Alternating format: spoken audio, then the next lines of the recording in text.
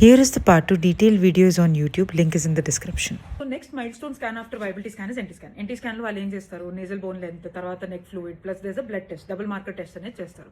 ఇది chromosomal defects ఏమైనా ఉండొచ్చా ఫీటస్ లో అనేది డిటర్మైన్ చేస్తుంది. నాకు ఎన్టీ స్కాన్ లో ఎట్ ది ఎండ్ లో ప్యాపే రిస్క్ అనేది వచ్చింది.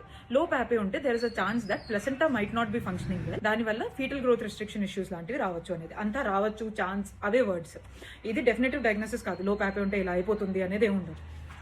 ఫస్ట్ 2-3 వీక్స్ ఫుల్ స్ట్రెస్ అయ్యారు. ఫ్యామిలీ డాక్టర్ ఏమో ఈకోస్పిరిన్ తీసుకోమన్నారు.